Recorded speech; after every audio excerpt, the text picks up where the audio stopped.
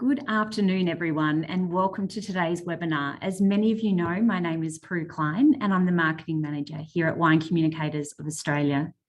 Today, we have the pleasure of the Shopify and Brunch Agency team joining us to present.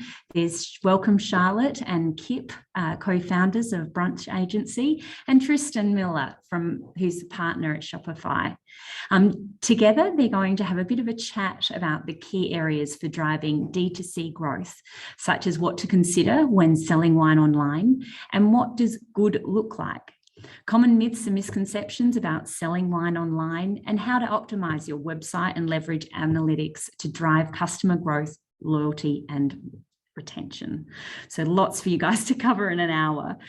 We've allowed plenty of times, however, for the audience to ask any questions, and you can do that by typing in them in the Q&A button at the bottom of the screen. You can do this at any point during the presentation, and we'll ask of our panel at the very end. As usual, this webinar is recorded and a link to the recording will be sent to you should you wish to watch it at a later stage. It is now my pleasure to hand over to Charlotte, Kip and Tristan for today's presentation. Thanks, guys. Thanks, Prue. So let's just get our screen going here. As Prue said, I'm Charlotte Sells, co-founder of Brunch and managing director. And I'm Kip. Selling wine online. I promise it's not hard and it's not as hard as you think. How to and why it's important to optimize your website for a seamless online experience, using data to leverage your current customers and find new ones, and then busting a few common myths and misconceptions about selling wine online, and how all the above will set you up to future-proof your business in this new era. So who are we? So Brunch Agency is a digital marketing agency for the beverage industry. We started back in 2020 and we've learned a lot in 2 years. But some of the main things that we do is direct-to-consumer marketing. So anything digitally, email marketing, social media. We've got an in-house content and creative team, so we do it all here. And basically just figure out the best ways to help wineries sell more online. So I'll just usher into the next. So our business was born in the pandemic. Back in April 2020, I started to receive a few phone calls, probably from some people that are already on here as well. So from wineries basically saying we need some help, online, we need help online because on-premise had shut down. We had export closed, cellar doors were closing. There was just a lot of stress and pressure that was happening and building up. And these phone calls were coming in because I used to work at Vinomofo. I was responsible for a channel called Vino Direct, which was a direct-to-consumer model. And basically, I needed to reach out to Kip because he was head of marketing at Vinomofo. And these wineries are coming in saying, Charlotte, what do we do? How do we sell? We're listening. What do we need to action? And so I contacted Kip and a few others, and we kind of got together, and that's how Brunch was born. But a lot of the things that were coming through, like a lot of the problems that wineries were having was that, they had really messy data, clunky websites. They didn't really know how to sell online. So we just started to figure out, their digital marketing plan and how to better sell direct. But we almost had to take a bit of a step back because one of the things that we discovered quite early on was that these clunky websites weren't going to allow them to be able to move forward, even with marketing. If we were driving traffic to the website, and customers were getting on the website, they were quickly jumping off. And that's a problem, isn't it? Like a liquor paint won't quite do it. No. You know what I mean? That's what people are hoping. We just make the front end look better. Yeah, well, we didn't plan to go into building websites. That wasn't what we were doing. We were marketing and direct to consumer and wine, that was our specialty. Yeah. But we quickly had to work out how to build websites too. And you had to get those foundations right to be able to build on and then be able to send traffic and convert that, rather than an experience that was going to be with friction. Yeah, exactly. So I'll talk a little bit more about how to future-proof your business. So investing in technology and platforms that can adapt and grow your business. So think like personalization, optimization, speed. Site speed is very important. We need customer attention spans, and removing any barriers from the shopping cart. Those are very important. So avoid an over-reliance on just one or two revenue channels. Now, this is really interesting. I'm sure everyone's gone through something like this, but I had one of my Victorian wineries, they've been flooding, basically. So they've had to shut their cellar door. And this happens all the time. New South Wales was underwater recently. Well, not the whole state, but parts of it. Bushfires, yeah. Anything can happen to stop one of your revenue channels from working. So you really need to make sure that your website is fit to be able to handle if it doesn't work, if something doesn't work. Utilize first-party data to inform your business decisions. So basically, you just need to be able to work out how to leverage your data. And to start with, you need to be able to capture all your data. So every platform that you're on needs to be able to grab as much data as possible, because you need to know who your customer is today. And that customer is forever changing. We've seen, a lot of wineries will talk about their type of customer, and that's usually the one that comes in the cellar door and has been, part of their club for a long time. But they could be very different to now, to what that customer is shopping today. And so when you're starting to work through that and make those decisions to collect all that data, what made you start to think about using Shopify for that? Because there's obviously a lot of the people, the wineries on this call, they've probably got various functions of doing that. But, I know with Shopify, you start to collect it all into the one place. So was that part of your decision making to start? Yeah, it was more about the ease of use, and being able to, we know that if we put Shopify and Klaviyo together, that acts as a CRM, and we can start to capture and enrich that data. So it's a conscious decision for us to recommend it when we can. To make it easier for people to just use ease of use, basically. Great.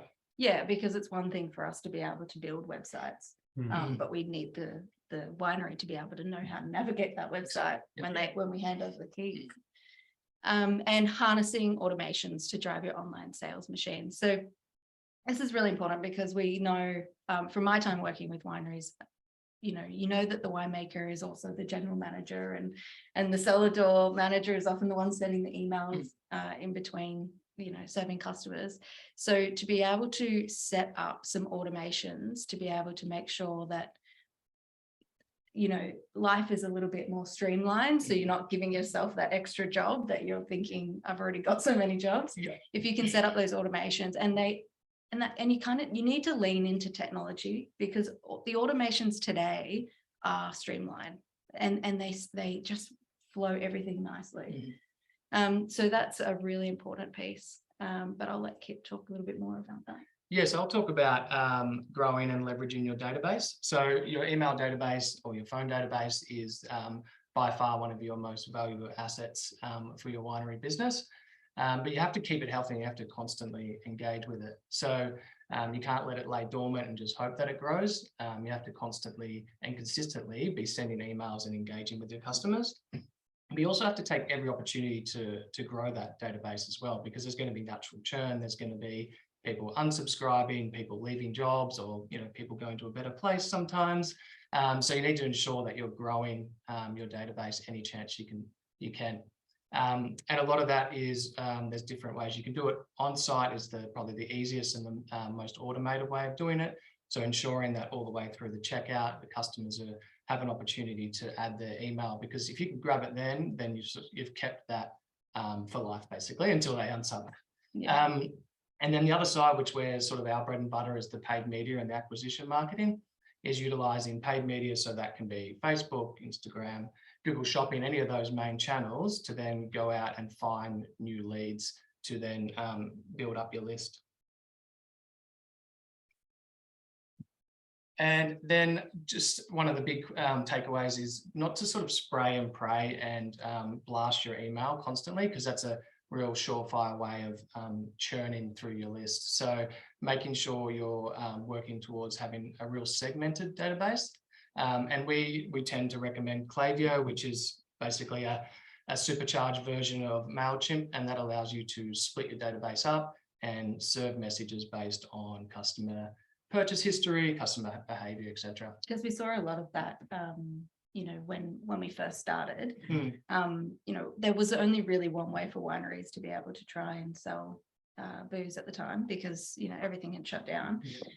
So, you know, and everyone was getting emails from every company. It was just blasting emails constantly. And that was the only way that they could really do it. And they didn't really know the ideal behind segmenting, but it got tired. It got really tired, and people were getting tired of the same offer, or an offer that wasn't, you know, designed for them. Well, there's only so much disposable cash, right? So after they pay out for the first few or subscribe to a couple along the way, then after a while, you have to find some way to cut through to get their attention.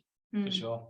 Yeah, I just want to, you know, step into that Klaviyo piece, because, you know, it's a wonderful tool. Like, it's one of those main partners for us that often doesn't get recognized. You know, Shopify is a business that's connected through an ecosystem of apps and other products and platforms that help supercharge your business and help you grow.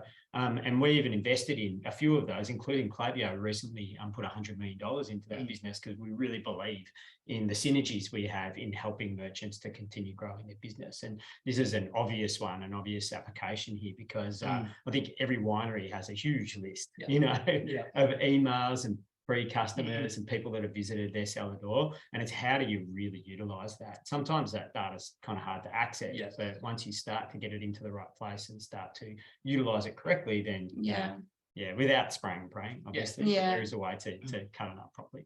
And that was sort of what we discovered, like when we first started out with these wineries and they were on these old platforms, that, you know, these platforms, these purpose-built platforms were absolutely fine and perfect for whatever they needed at the time. But then the pandemic hit, and this customer changed to this online space.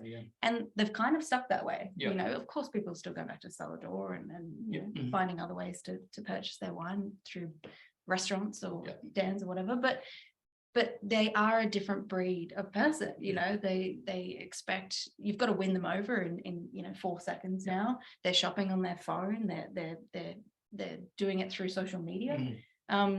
And so there's this like expectation now from this customer of how they shop and what they want to receive. So as soon as they're in your ecosystem, you've got to treat them with all those touch points in that email marketing.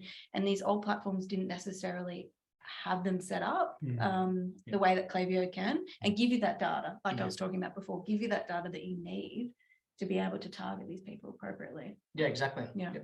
And look, there was even a comment just there, you know, you're obviously a fan of Klaviyo. There's many of those partners in the space, many other apps, Yotpo, etc., that all do similar things. So, you know, it's about the one that's right for you and your business.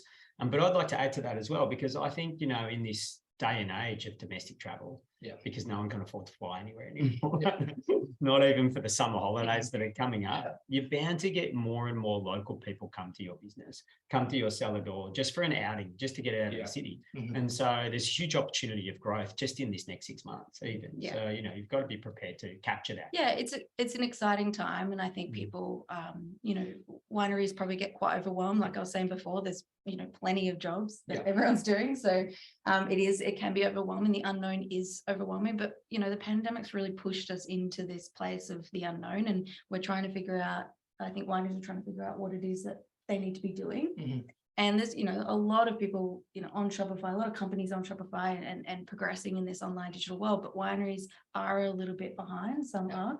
And it's just about, you know, what we found at Brunch is just about trying to build those foundations for these clients to then be able, for our wineries to be able to then move forward in this place, because it's not that scary, it's not that hard, it's just the unknown is always a little bit frightening. Yeah, for sure. So cool. So then before I leave this slide here, I just wanted to have a little bit of a bonus tip, and one way that you can leverage your customer database, and that is utilizing Facebook audiences. So being able to take your full database, sort it from most valuable to least valuable, uploading it into Facebook. And what that allows you to do is then go and target these members with relevant offers, re-engaging them through a different platform that isn't email. Little caveat to that, audience isn't in Australia yet. Oh, no, sorry, It's- into Facebook audiences Yeah. via custom audiences. Oh, Yeah, so it's something we do quite a bit from the paid media side. awesome. Yeah. And it allows us to then target customers outside of email because just with email, there's probably 20 or 30% open rate. So your opportunity is 70% you might be missing to be able to contact these customers. Yeah, and because a customer decides that on that day they're not even going to look at that email. Exactly, yeah. You can still target them through Facebook, Yeah. through the social media platform, Yeah. and engage with them with some beautiful content that they do engage with, as opposed to a subject line. Can I stop for 1 second? Because I'm just hearing that there's people can't see the slides. Is that the case, Prue? Can you see them? Yes, that's correct, Tristan. You were on a roll there and I just didn't know what Should we escape and come back? So I thought you might finish this section and maybe recap on those slides if you want to try now. We can. Yeah, we'd love to. We just want to make sure everyone's seeing what we're talking about there. So if we go up and remember how you did that with the Technology, huh? yeah. Were you missing the slides the whole time? We haven't seen them. Oh, goodness. Doing the full panel and then recapping on the slides. So That's all right. I think people obviously would get value out of having a quick look at them now. So thank you. Yeah, Can you see that now? No, okay. I think we need to. It was working in our test. Yeah, It was. seriously. So, Okay, something's happening.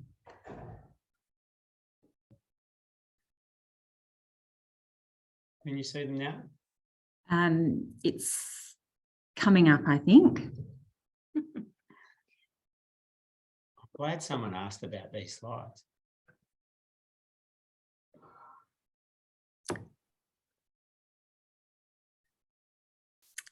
So it's indicating that you're sharing your screen.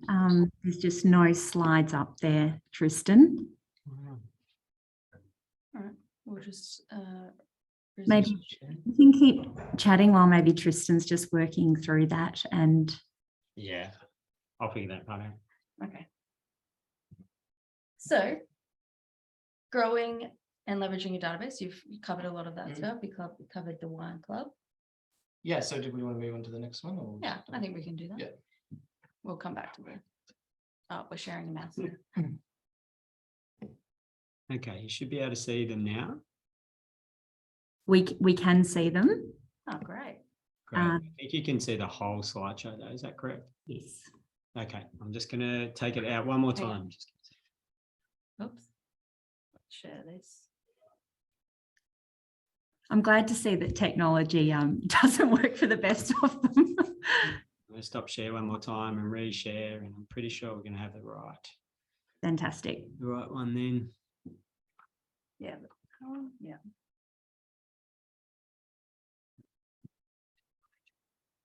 Yeah. Great. Can you see that one? We can. Thanks so much. Is that better? You. All right. Cool. All right. So we've done this one. So what to consider when selling wine online? Yeah, so there's a million things to consider, but we've sort of distilled it down to these 5 main areas. And one is, and this is if you're going to take anything out of my slides, this is the biggest one for me, is thinking mobile first. So ensuring that your mobile site is completely optimized for that screen and that size, and that customers can find it and everything loads correctly as it should. And that sort of leads on to the frictionless buying experience, because what we're seeing with consumers is we're becoming a little bit impatient, we're becoming a little less attention span, and any barrier or any friction that you put in front of the customer is going to result in that conversion sort of dropping out. We had a client that we were working there for a while with, and we were driving paid media ads to the website.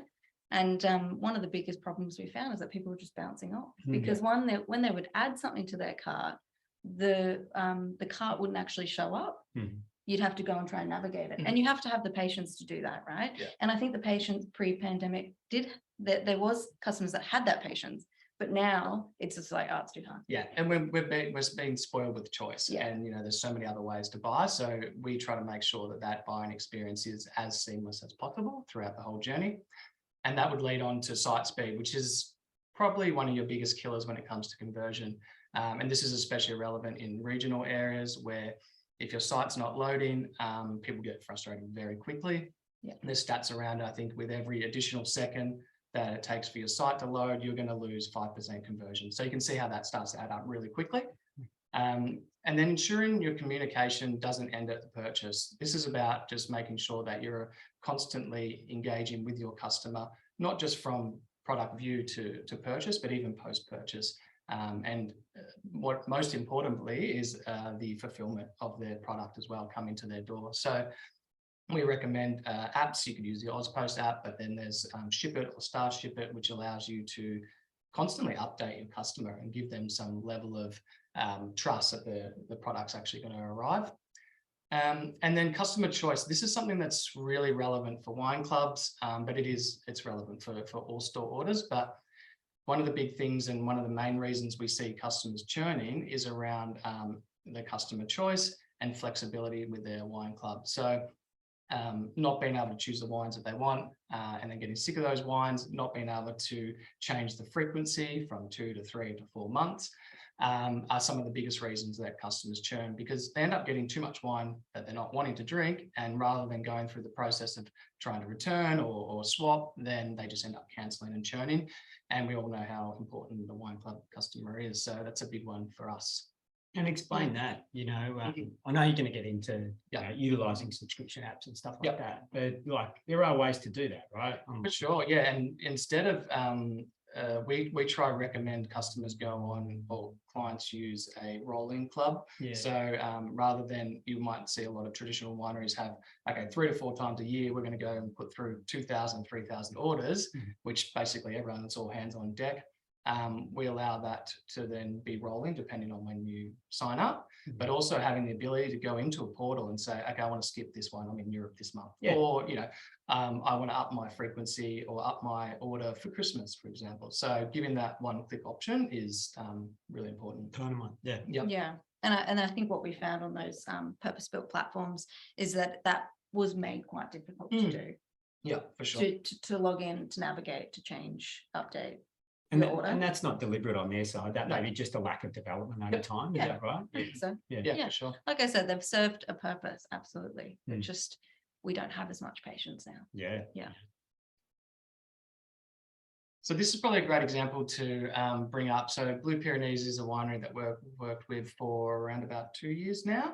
And it's a great example because we started working with them. They're on a quite a clunky purpose-built platform. And what we found right from the get-go is everything that we wanted to achieve with building a nicer site, running email marketing, setting up automations, none of this was really possible. Because we were almost hamstrung with the platforms that we had. So what we did, we moved essentially their whole online operation onto the Shopify ecosystem. So that's their e-commerce, their club site, their club build, which was a fairly big job, moving quite a number of people over to a wine club and building that from scratch. And their fulfillment and their email marketing all sort of within that, under that one roof. And then I'm just looking at the data here. This is 12 months of full data comparative to the 12 months prior when they're on the old platform. You can see there that 52% increase in revenue.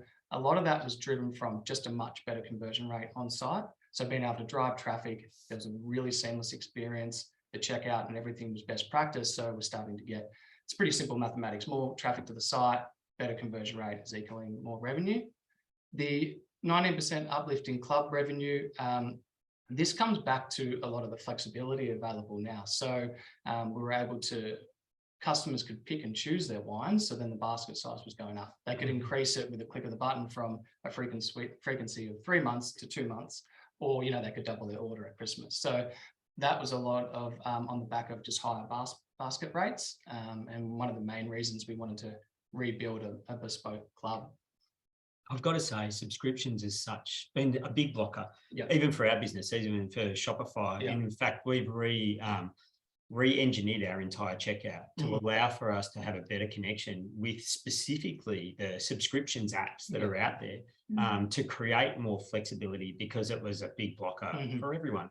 And we recognized that people were even creating like custom subscriptions apps for an individual store, which is a nightmare. Do you know what I mean? Because, and that was happening because, you know, the wine industry is a perfect example, but also for food businesses. Anything that was a food delivery business, the likes of U Foods and that kind of thing, people didn't want to just get the same food every day. And you're talking about daily deliveries or at least weekly deliveries, and they don't want to see the same thing all the time. So there needed to be a point of adjustment to allow it. So Shopify as a business has responded to that and connected into our partners like Recharge as an example of an app that does that kind of thing to create a better opportunity for those businesses to do more frequent changes. So a customer can just go in there and make the additional changes that they want. There's nothing that happens really on the merchant side. It all just happens, and then all of a sudden their cadence has changed and everything's fine. And so you're not sitting there trying to answer an email about an individual email because that individual wanted something completely different to everyone else. And so, you know, I think we've set ourselves up very well for the industry, you know, specifically the beverage industry, because when you're doing subscriptions, it's a weekly change, maybe a monthly change, you know, certainly not a daily change, which we've proofed ourselves for, which I think is really cool. And I think around that flexibility is probably one of the biggest things, and it's really specific for wine, because we were finding like, okay, there's a lot of these apps and plugins and things that we can utilize for subscriptions, but there are nuances when it comes to wine. You know, there's in 6 and 12s, they're shipped in certain ways. There's choice and customers having, you know, preferred choices of products. So there's quite a lot of flexibility you have to actually build into that. So although it was a big job, it's been quite a successful project.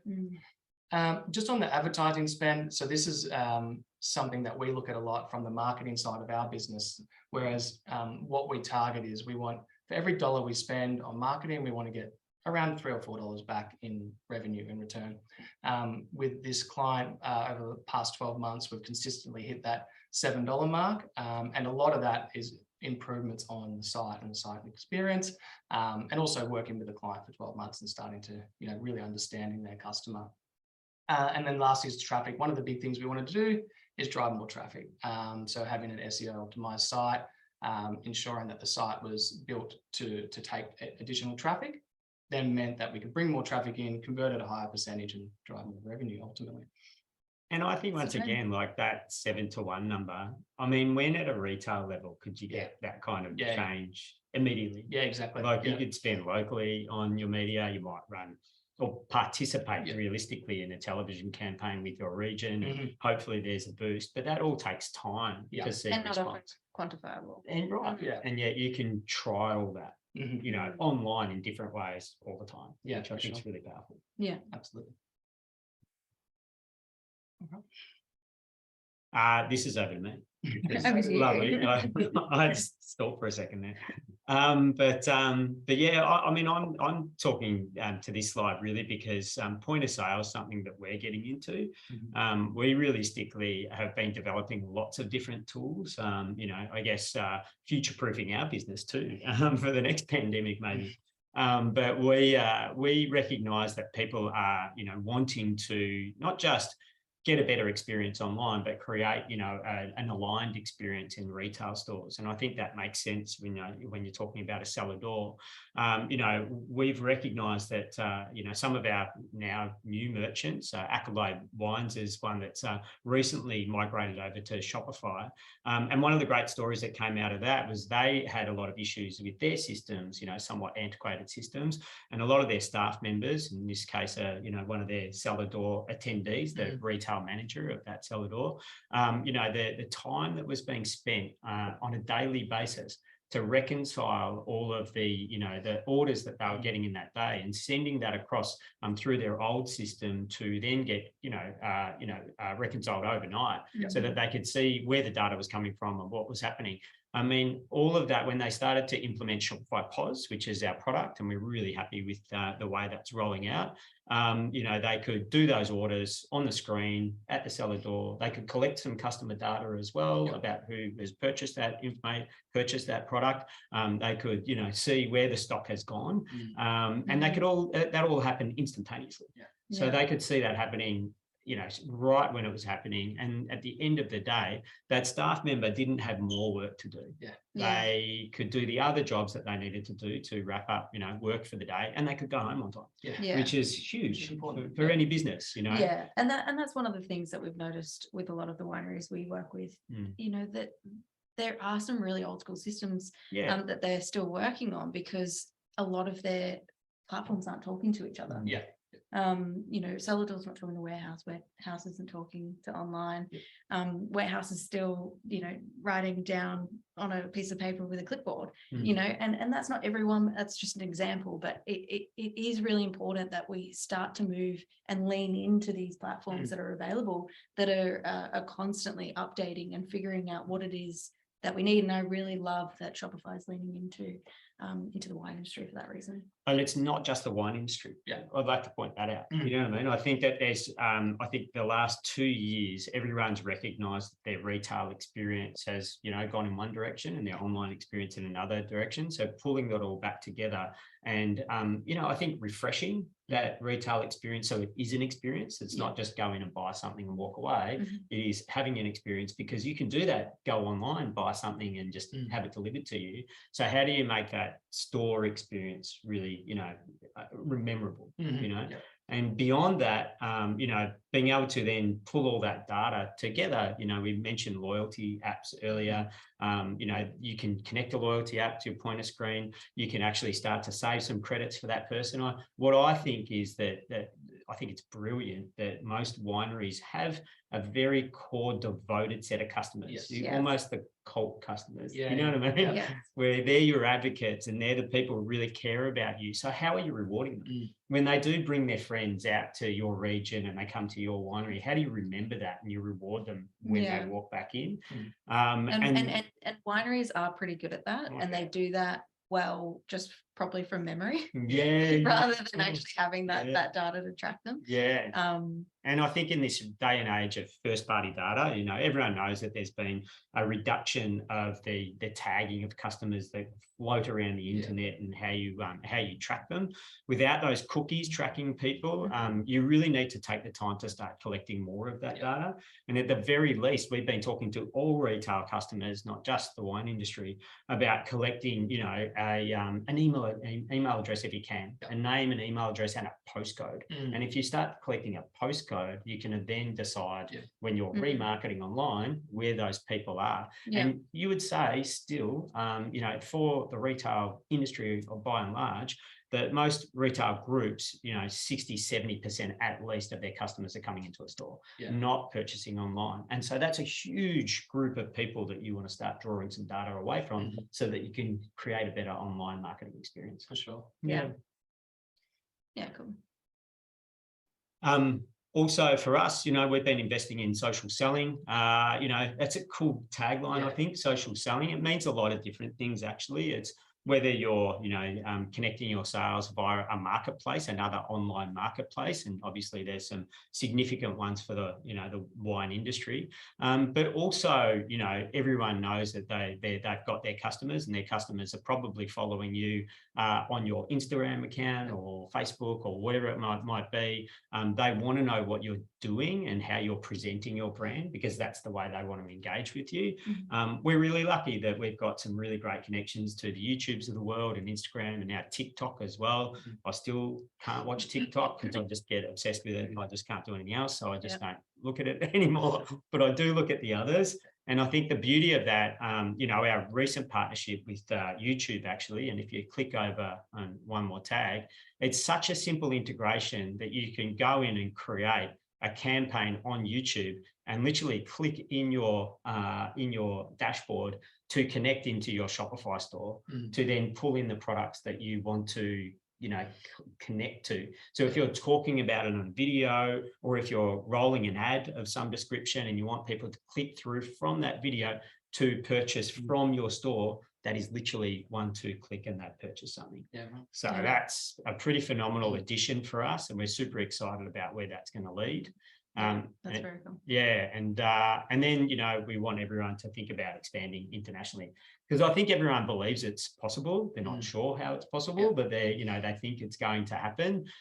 We're really lucky that we've developed a set of tools that were actually already some of those within our platform already. But to be able to, if you've got a customer that is in, let's say, Belgium, and you've got a UK site, your UK site can actually just change language, change the currency, change the tax for Belgium, and just present to that. So you don't need multiple sites around the world to do that. You could do that from an Australian site too. And not only that, but you could elect a local shipping provider, a logistics provider, so a 3PL of sorts. And so from that perspective, all of a sudden, how do you start checking which country is going to take your products more often? So you don't just have one site that does all of Europe and you hope for the best. You have a site that can represent itself locally with local language. And once you know that more people are purchasing in that region, you might actually set up a solo site with a whole different experience with product information and blog content for that specific market, so you can delve even deeper into that and get more sales. Great way to test the markets. Yeah, amazing way to test the market. Yeah, cool. A lot of other really cool things coming from Shopify as well. If you click over to the next one, we do already have, you mentioned the Shopify, the checkout experience earlier. And I think that's the biggest thing for us. We literally live and die by our checkout. We're very excited about where it's got to. And it's the accelerated checkout that you use through ShopPay that actually collects so much more of your customer data. And it feeds into the Shop app. So if you are a customer and then you purchase something with your account via whichever winery you've gone to, then you can actually track your orders as a customer to your door, and you can see those when they're going to arrive. But also the merchant gets to collect some of that data as well. So you get to save some of that data, and it actually starts to build up in the Shop app. And we're creating a mini marketplace in the Shop app as well. So if you haven't actually tried the Shop app, everyone, make sure you download it and start following some of your own products when they get ordered. Because it's absolutely astounding the sorts of data and the customer experiences we're starting to see over there as well. Cool. Yeah, very cool.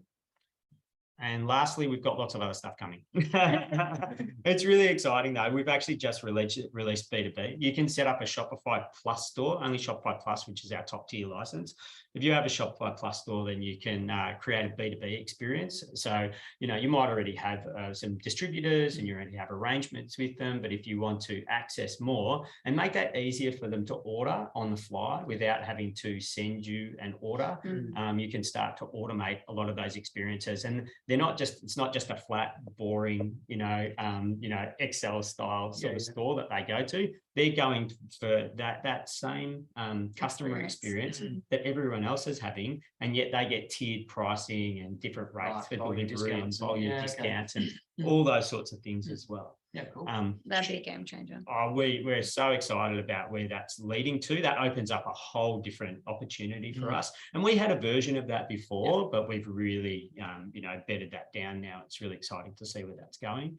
But also Shopify Capital is another thing that's literally, short-term business loans based on the cash flow of your business. So if you're on Shopify, rather than waiting for a bank or another group to pre-approve your loan for you to start releasing cash flow to do some marketing campaigns or development of your site or anything like that, we can already see the turnover of your business, and we can already recognize how much money you could borrow and pay back within a 10-month period from the cash flow of your business. And so you can access that pretty easily if you have a Shopify store, which is really cool. The last thing I wanted to mention was Shopify audiences. Interestingly, there was crossover there with Facebook audiences. To be honest, it's one of those things that's it's not far away in Australia and New Zealand. It's basically a product where you can add an app to your store and you can share some of your customer data with a myriad of other people in your industry. And so it's anonymized customer data. So you can't see, you don't get access to who those people are, but you start to create customer segments of where you want to advertise to get the best impact, to get more sales. And so if the wine industry all started to share some of that data, it mitigates the loss of all that cookie tracking that's disappeared as well. And so that we can start to see more results across all the wine stores that are on Shopify. So it's like working as a collective to get the best results as well. Once again, anonymized data, you don't see details. It's not like shared, sort of payments information or anything like that. It really is just, who are they? Do they buy often? Are they in a certain demographic in a certain area and that kind of stuff? So all these things are really exciting things that we've added to our platform to make it easier to sell. Cool. Poll questions. I'm going to hand it over to Prue. Yeah. And I think we'll take us off the share slides as well. Prue, what do you think if we... Yeah, absolutely. That's no worries at all, because I think we've got quite a few questions in the Q&A there to get through, guys. So right. Everyone a few minutes to just respond to those poll questions. And I was wondering whether maybe as post-webinar resources, we might be able to share your slides with those that have registered. Yeah, for sure. Absolutely. We're sorry we missed the first couple because they were very pretty slides. So hopefully everyone can see that poll has popped up. Please take a moment. There's only 2 questions and just press submit there at the end. We'll give everyone a couple of minutes. While they're doing that, I'm just wondering whether I might just ask you a couple of initial questions so we can get that moving as well. First question is, can you explain how Shopify solves the inventory management issues between Cellar Door Wine Club and an online store versus Commerce 7? Yeah, it's something we come up against quite a bit. So Shopify has their own built-in inventory management, which does a pretty good job for the small to medium. When there's multiple locations and different sales channels, we utilize an app. So there's a few different apps you can plug in, and that gives you much more sophistication to be able to manage and deduct the inventory based on multiple locations and multiple sales channels. Right. I think there is a concern often that, if you're a merchant of size, and you've got multiple cellar doors, as Kit mentioned, that your ERP system, if you're using something as big as and unwieldy as an ERP, won't be able to integrate with Shopify, and I think that's a misnomer. I don't think that's really fair. We've got multiple situations that we've had to overcome as a business so that we can connect into the back ends that other people are already using, so that you're not having to re-engineer your entire, the tech stack and change your whole ERP and management system of your business to connect with Shopify. You can do one or the other. If you're small enough and you can use most things on Shopify, great. You can still get sales and keep your business rolling. If you're really big, like the Accolade Wines of the world or Tamberlane Wines and businesses like that, they're pretty big and they need a little bit more support. But that's why you turn to an agency.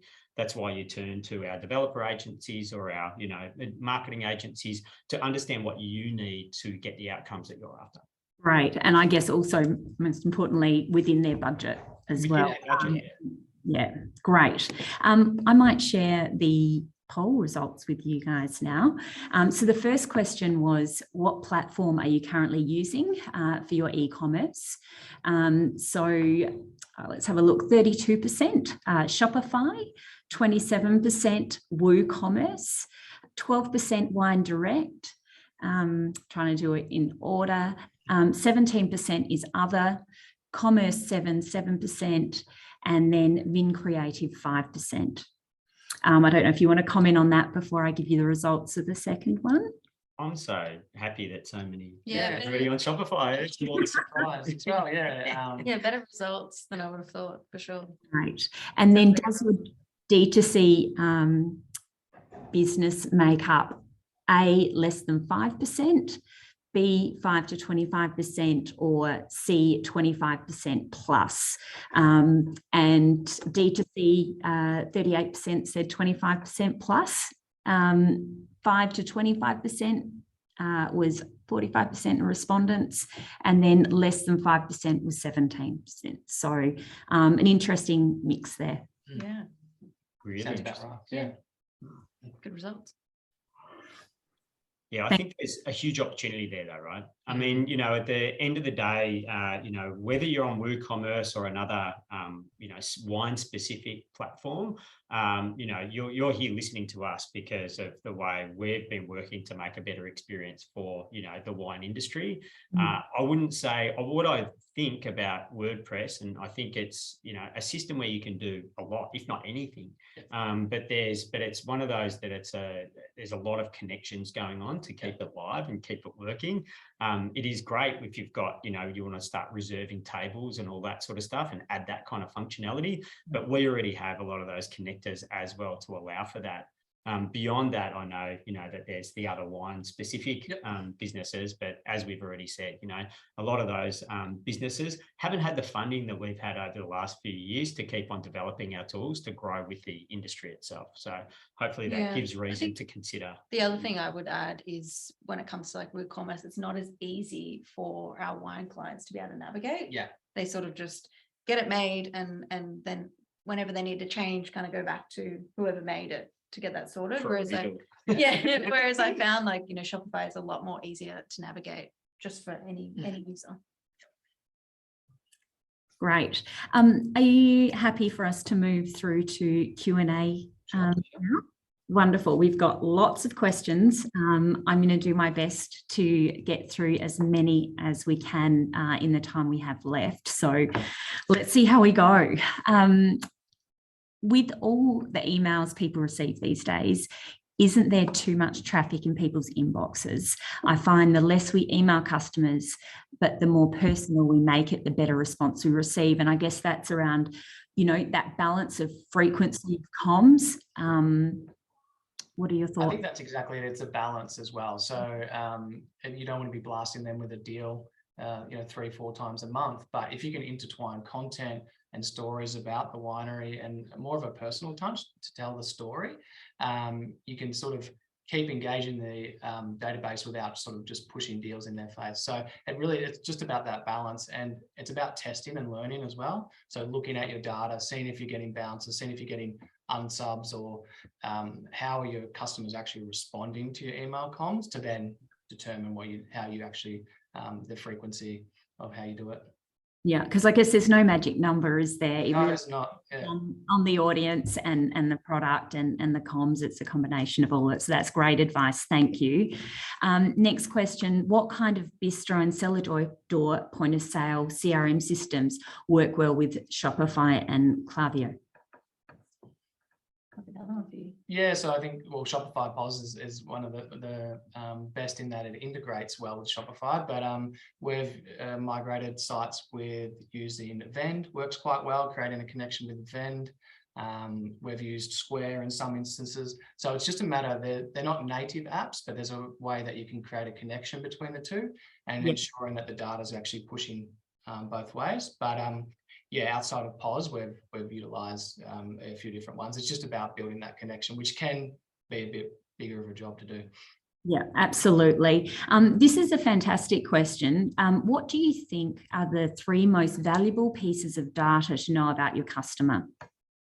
Oof, good question. It's hard to narrow down to 3, but the biggest one for me is purchase history. So types of products that they're actually looking at and what they're buying. Because then you can actually start to serve them and segment your data based on what they're actually purchasing. Then, yeah, I think it's probably more about the demographics. So looking at your data, because you can look at your database and pull out the main points of data, but actually getting a combination, almost creating a subset of what your perfect customer looks like. So that's probably cheating because I'm going to be adding 4 or 5 different data points into it. But those are probably the most important. Yeah, I probably put 5 in there, but yeah, just essentially just looking at your customers, 1, what they purchase, and then 2, what their behavior is. Great, thank you. Do you have any suggestions for subscription apps? We mostly suggest, if you're looking at the Shopify ecosystem, we utilize Recharge probably 9 out of 10 times. It's one of those platforms that's had a huge amount of investment, so it's constantly improving. So although the job has been pretty big to get some of these wineries onto Recharge, there's a constant evolution of the platforms. They're doing some really cool thing with bundling at the moment. So I'd always sort of lean towards Recharge. There's Bold, which is Bold subscriptions, which works quite well. But yeah, ultimately Recharge is probably one of the best. But there might be sort of more upper market ones, or there's actually a locally built one called Submarine, which is a much more customizable experience. It was actually built originally for U-Foods, so very much if you want to alter things on the fly, or if you want customers to be able to do that, it allows for that, and a lot of adaptability there. But the reality is, if you want very specific use cases for your business, that does cost a bit of money. Do you know what I mean? Like if you like, there's only so much that you can change that comes out of the box with any of these apps, especially the Recharge of the world, which is built for 80+% of the market. So when you're adjusting the smaller things to refine for your business, that is, can be a slightly costly exercise. So something to be aware of. But, we, as I said, have done a lot of work to support those apps to be able to create that extra functionality. But if you want to do stuff that's super funky and very custom, then something like Submarine, built by an agency called Disco Labs here in Melbourne, actually, is definitely worth looking at. But as an example, if you look at the Blue Pyrenees site and you go to the club, build your own club section of the website, that's all utilizing Recharge as the back end. And then we built a custom front end for that. So there is quite a bit you can actually do, and that's fully bespoke. You can pick and choose your wines, your frequency, your delivery schedule. So there is quite a bit you can do with it. Yeah. Just don't let anyone build a one-time app for your subscriptions. That's not going to work out. Yeah. Good tip. Good tip. Someone's just asking for some more insight into automations Klaviyo has that Shopify doesn't. It's not so much, Shopify probably has about the same amount of automation. So the main ones we look at, the welcome series, your abandoned cart, abandoned browser. Abandoned browsers when you're sort of getting more into Klaviyo. So all I would say is that Klaviyo has pretty much the same, but there's more of a sophistication and functionality with Klaviyo. Being able to utilize your audiences, create live segments, there's just a bit more that you can do. And that's why when I was saying having Shopify and Klaviyo as your CRM, you're basically covered to be able to do all your automations that you're going to need at that level. Yeah, and something we didn't mention is a thing called Shopify Flow, which used to be very much a plus feature. So Shopify Plus being the highest level license. That's actually been brought down to the standard license level, so most people can access it really if you've kind of got a Shopify store, and that is like a if this then that kind of functionality, so that you can set up a connection between an action that's happened by one of your customers, whether they've just purchased a lot for the very first time, that connects into, tags them as a customer of high value, and can connect into Klaviyo to make sure they get the right type of email, so that they're getting treated in a way that they'll definitely want to become one of those, cultish kind of fans of your business, which is really cool, and, some of that functionality is easily available on Shopify, but to really take advantage on building connections to those customers, you want to connect it into, a higher level function like Klaviyo. Yeah, great. And you've mentioned through the presentation about Shopify point of sale. The question here is, how is it utilised at cellar doors that also have a hospitality venue attached to it? I've never tried that. And it's actually something I've not seen from any of the clients that we've worked with, because I know there are sort of purpose-built hospitality platforms. So that one's definitely stumped me. I don't know anyone using Shopify POS and then a separate platform. As far as like reservations and more that sort of low level of managing reservations and things like that, we would plug in their ResD and we would drop it into the Shopify site, or there are integrations there, but an actual purpose-built platform, not too sure. Well, what's cool about the new POS Pro though is that it is available for outside apps to be plugged into it, literally that you can then access on the slate, so on your tablet. So not that we know if Resdi's connected or something else, but there is the opportunity to create those connections from these high profile management systems like that. And so, you know, I guess that's something we'll need to work on. Excellent.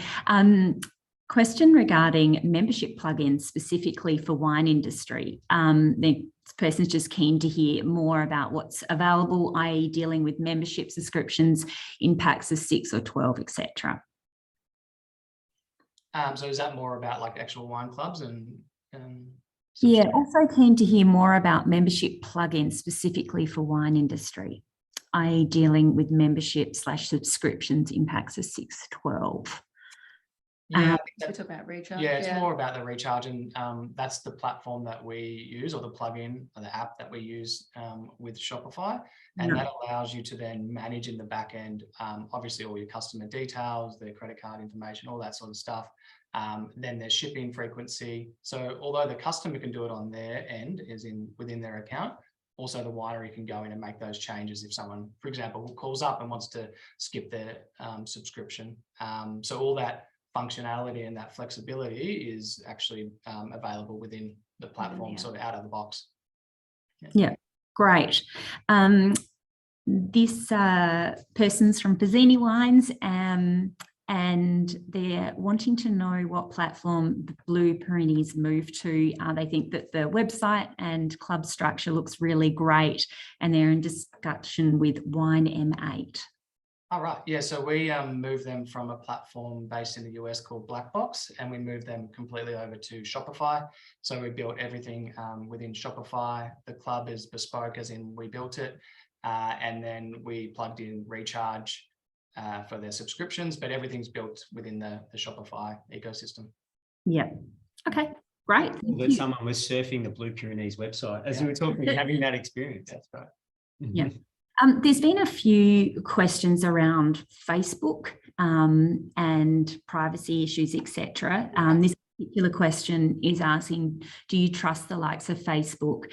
There's no one to talk to when something goes wrong, and they've even closed our page after one of our admin staff being banned. Yeah. I don't want to go on too much about Facebook, but it is an absolute nightmare. We deal with this a lot with wineries because you know, staff might move on, they can't find the login, so we want to reset something. It can be a bit of a nightmare. So the privacy side is good because their compliance is, you know, they've been wrapped over the knuckles a few times, so it's at a very high level.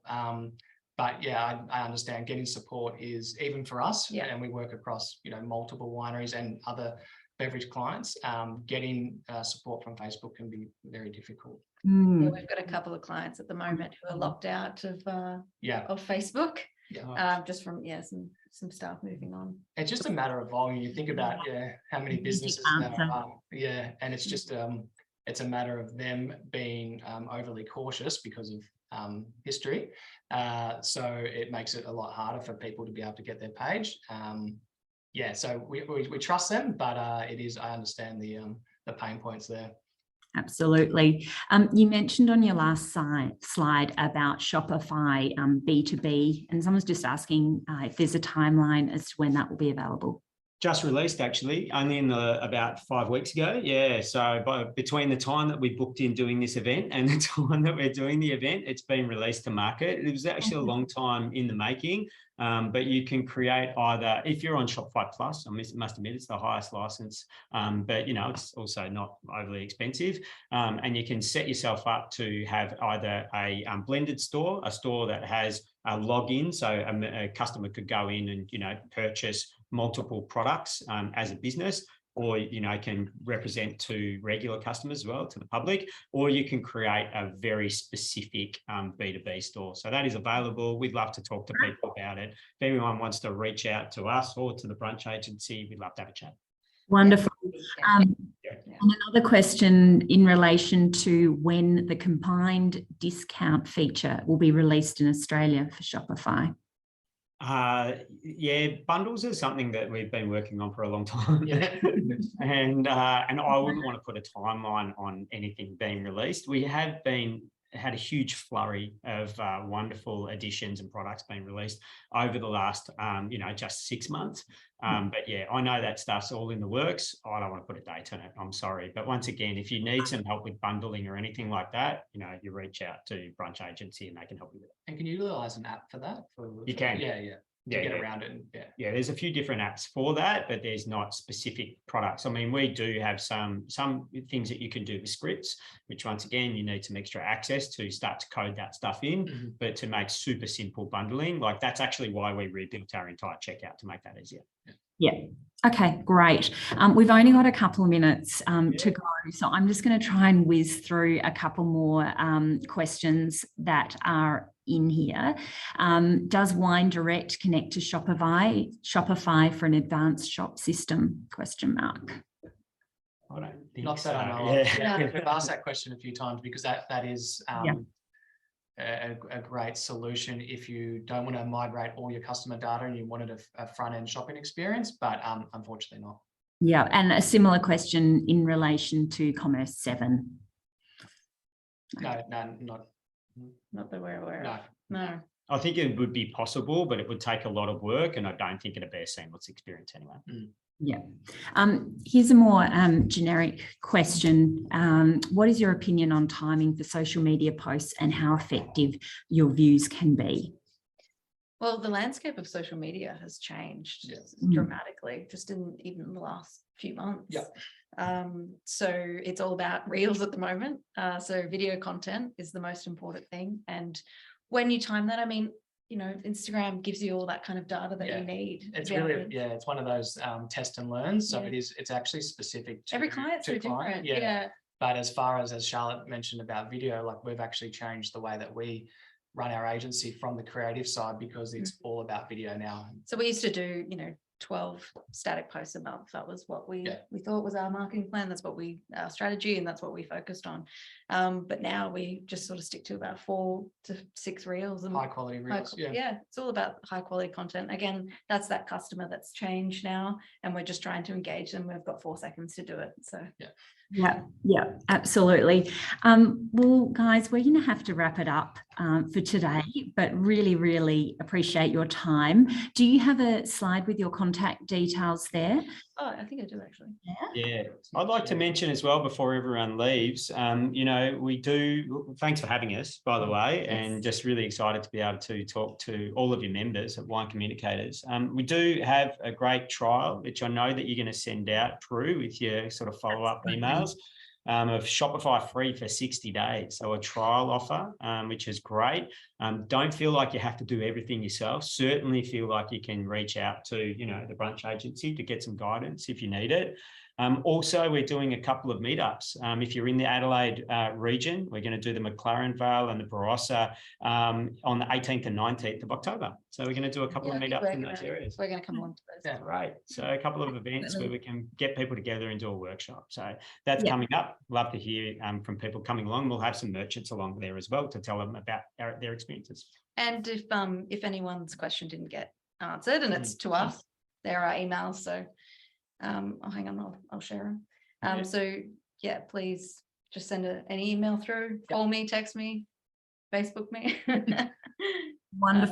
Wonderful. And I will be sending out to all registered attendees some great reference information from today's presentation, and also a link to contact the team. So thanks again, guys. I'm just going to wrap it up to share what's coming up next in the WCA webinar program.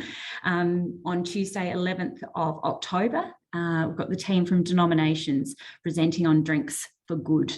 So a bit of a brand and sustainability angle with that presentation, which will be fantastic. Registrations are live on the WCA events page, so check it out there. For all WCA members, recordings from previous webinars are held on our website as well under the education section.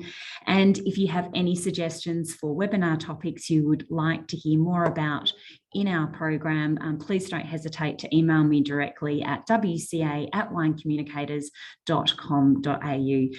Thanks again for having us, and have a lovely rest of your day. Bye, guys. Bye. Thanks. Thanks, guys.